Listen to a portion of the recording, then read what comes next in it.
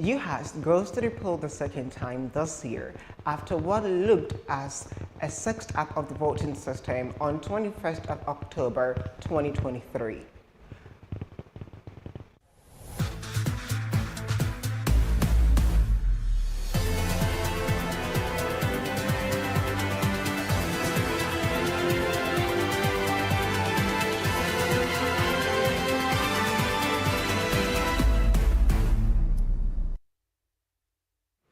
Welcome to Election Center here on UHAS Best TV, bringing you live coverage of the elections happening here in the University of Health and Allied Sciences from the main campus, Sokode.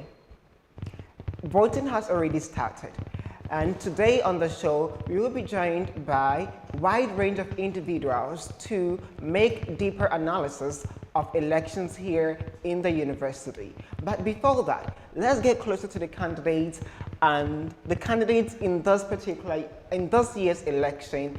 Who wins what portfolio? And is this election surely going to be the last time the school is actually going to the polls this year? Are there going to be some irregularities in their process, or is surely going to be transparent as promised by the EC? Now let's look at the candidates at the provincial level. At the whole province, we have two main candidates going in or contesting for the presidency. We have Sagba Xavier Fafali Aku from the School of Midwifery and Nursing, and her contendant Ebenezer Nyako, also from the School of Basic and Biomedical Sciences.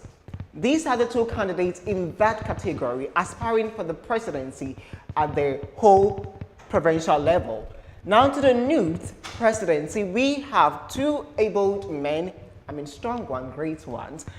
The first is Christian Kweku Agbowavi, and he's first on the ballot paper. So you see, as they are numbered over here on the screen, that is how they appear on the ballot papers when you log in to vote. And we have Kyle Doji Mensah, also from the School of Basic and Biomedical Sciences, contesting the race with Christian. Okay, so the treasurers, two main candidates aspiring for the seat. We have Eric Adu. Now, Eric is currently part of the state parliament. He has held or chaired a lot of committees in parliament. Let's see what he has for us, or what he is bringing on board as he contests to be the treasurer. And we also have Ebo Godleaves.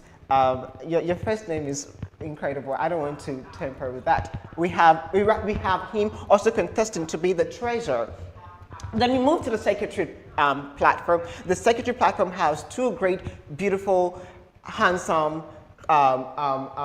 candidates who are also vying to be the secretary, to pen down and do all the secretarial work.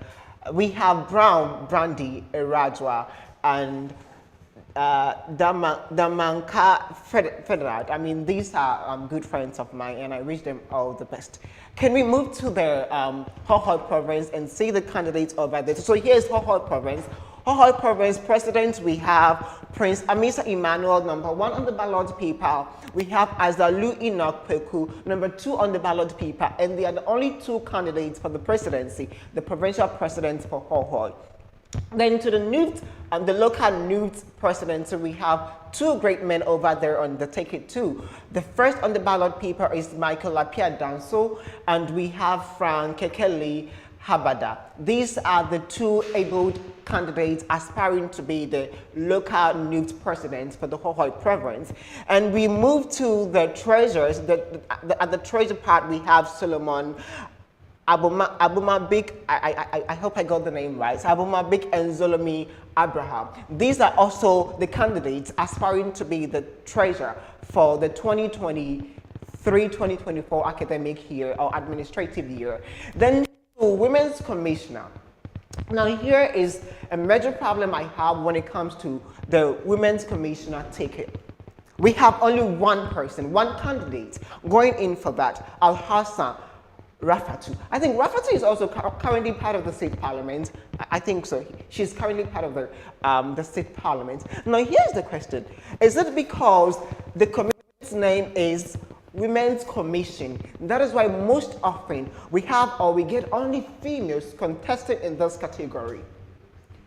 I mean, I always get confused because it looks as if we are now narrowing the whole mandate of the commission to based on women empowerment and to based on feminism only. But I think when you think of it in general, that is the motherhood of the council. And as the mother of the council, you're supposed to think about all of us. So if possible, I don't know, but maybe in the constitutional review, if they can actually change it to be gender commission, to embrace all genders, so that males and females alike can actually go in for this position.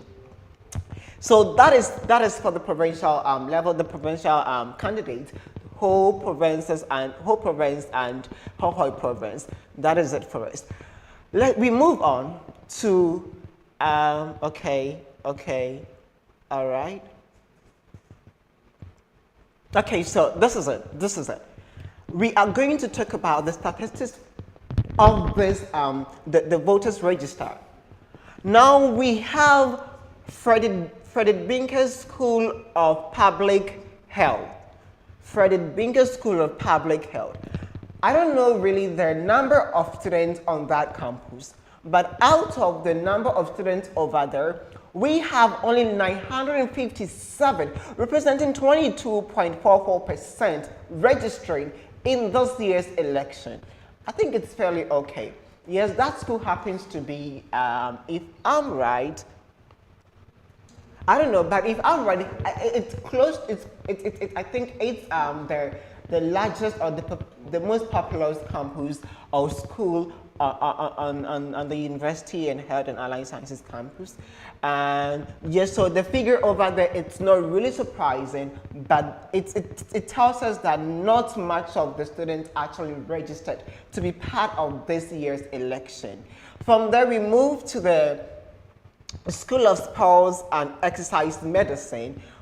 We have 46 voters registering, representing 1.08%. Yes, I agree that that school is very small, but this number of people registering, I think, is not enough. It is not a fair representation of the school, and that, I mean, why? Why the lower turnout? Why lower people registering for this year's election? Is it because the students have lost trust in the EC? Is it because the EC didn't actually publicize the registration? What could have been the case for this lower registration in the voters register? We will discuss that later on as we will be joined with other wide range of individuals to give us their insights and experts on this. Now, there over is the School of Basic and Biomedical Sciences. I have to prompt the EC on this. The logo for that school has been exchanged with the logo for SARS. So I think they can actually look at that and maybe correct it next time. That is not the logo for that school. Rather, that is the logo for this school, and that is for that SARS. So in on that one too, SBBS has about 282 voters registering in the voters register, representing 66.6%. Which is also not really, I mean, that school is close to 400 students over there. They have almost 400 students, not really accurate, but approximately 400 or even more than that. And this is the number of students registering to be part of this year's elections. I mean, it's worrying. It's very much worrying. Then to the School of Allied Health Sciences. I think this is also not the fair representation of the school. 737%, representing 17.24% of that school. Now we come to the School of Medicine.